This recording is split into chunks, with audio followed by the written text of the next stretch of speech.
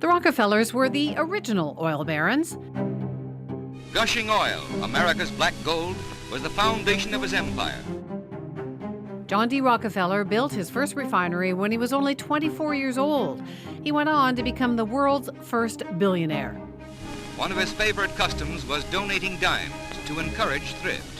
The Rockefellers are still rich and still donating money, only now they're trying to stop fossil fuels from destroying the environment, and the Alberta oil sands are their big target. They're not the only deep-pocketed Americans influencing the oil and pipeline debate in this country. So, who are the players? The Rockefeller Brothers Fund is worth $900 million US, and in 2008, they helped launch the tar sands campaign. Another billion-dollar foundation, California's Hewlett Foundation, also helps fund the pipeline fight. Based on some of the tax records we've obtained, the American money adds up to millions of dollars, much of it funneled to Canadian environmental groups, often through another like-minded U.S. charity called the Tides Foundation, and it's had an effect.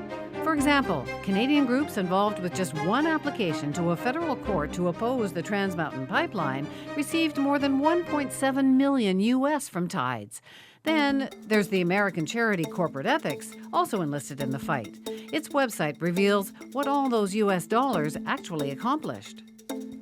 The campaign successfully landlocked the Canadian tar sands industry by blocking the approval of all major proposed pipelines in Canada and the U.S. The controversy from this campaign contributed to political victories at the provincial and national levels in Canada in 2015 that led to bold climate commitments by Canadian leaders. Putting a price on pollution is the best way to tackle climate change because it works. Vivian Krause has been researching this for years. She's about to join us from Calgary. Vivian, you say you have found a total of about $40 million from these American groups to over 100 Canadian environmental and First Nations groups here over the past decade. We haven't been able to corroborate all of that, but what we have been able to check out does line up pretty closely to your numbers. What's been the impact of all this American funding? This campaign has been devastating. Every single pipeline project has been sabotaged by this campaign. Oh, and I would add the industry's unsuccessful response. The industry years ago should have taken this campaign more seriously and should have addressed it. But now, how do you know that this wouldn't have happened without American money? Because we never talked about pipelines. They were out of sight, out of mind. 10 years ago, there was never a dinner conversation or a pub conversation over pipelines. They've been made into a big issue because this campaign claims credit for generating more than 1,000 news stories. Are you saying then that some of these protesters, that some of these Indigenous leaders are dupes, that they're just doing this for the money? No, I'm saying, I'm sure that, like all of us, we're all concerned about the environment and especially about the environmental impacts, the climate impacts of our use of fossil fuels. But behind the protests, I would never suggest that individual Canadians are paid. They're all, people sign online petitions and go to protests based on their own decisions. But behind the protests are paid organizers. That's what's new. That's what's different about activism today, is that it's orchestrated. Don't Canadian environmentalists have the right to take money from whomever they want to make their argument? I mean, you've got the oil industry who's spending lots of money to promote its side of the argument. The problem with the whole campaign, Wendy, is that it's not helping the environment, right? Because benching Canada, bullying Canada is what is happening out of the oil market. It doesn't keep oil in the ground. It just means that another country produces the oil. And that's the problem with this campaign, is that it's not helping the environment. The tar sands campaign has not kept one barrel of oil in the ground. It just means that another country is producing that and supplying the oil market instead of Canada. Investment in the Canadian oil sector is down by tens of billions of dollars. That money is now going into the U.S. oil industry. There's a federal election coming. You said that you see the potential of this debate tearing our country apart. What do you mean by that? I do. I'm terribly concerned. I think most of the rest of Canada vastly underestimates and misunderstands the anger here in Alberta. And Albertans are frustrated because they feel that other provinces aren't playing fair. They want the benefits, the transfer payments that come from Alberta, but they're not willing to help Alberta to, in fact, develop its industries and and generate that money in the first place. So I think it's a fair concern, you know, and I think it needs to be taken seriously.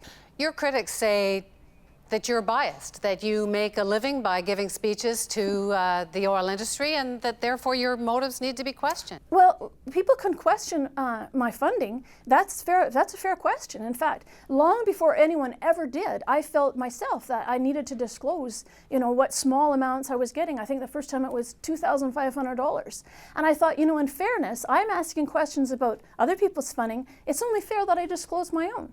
You know, if you look at what I've earned over the last 7 years, it's about $200,000, which is a lot of money. You know, over 7 years though, it's not much. You know, that's why I'm honest about it.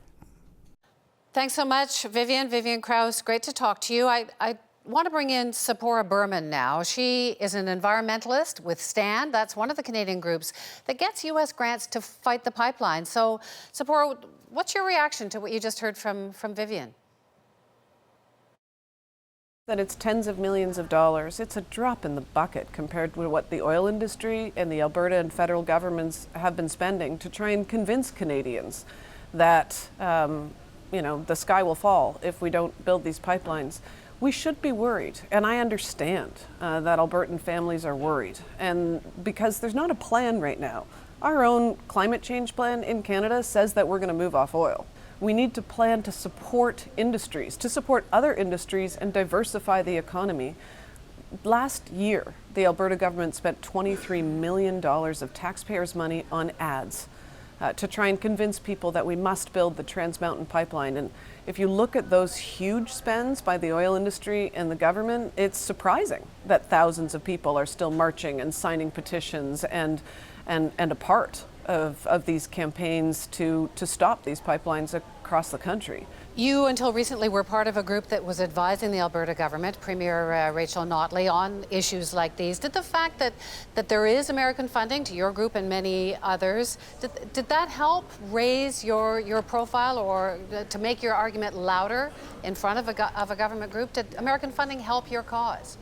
Honestly, what raised the profile the most of our work is the aggressive attacks, initially by the Harper government, on the environmental community, on science, and their claim that they were going to triple the size of the oil sands. That's part of what raised awareness, and I think then after that, if you look at more recent pipeline campaigns, it's Indigenous leadership, and that has nothing to do with any of the issues that Ms. Krause raises. And I think, in fact, it's quite insulting to the thousands of Canadians who are marching in the street or getting arrested up on Burnaby Mountain, the Indigenous leadership that's coordinating these campaigns. What do you think of her argument that this American funding of one side in this debate is dividing Canadians, that it's making this debate even more intense, and we've got an election year coming and Canadians are divided on this? I think the debate is intense because of all these proposals. I mean, she talks about how 10 years ago there wasn't this campaign. Well, 10 years ago there weren't these pipeline proposals. And we've just been hammered with proposal after proposal for new fossil fuel projects at exactly the same moment that we're talking about moving away from fossil fuels. And so people are concerned, and it has created a kind of tipping point moment, I think in the same way that logging did in the 90s. You know, it became so much. The scale was so intense that people started standing up. It's time to build a new economy, and that means not spending literally billions of taxpayers' dollars to buy pipelines and do ad campaigns. It means that we should be spending that money now at home on a plan for jobs in the new economy.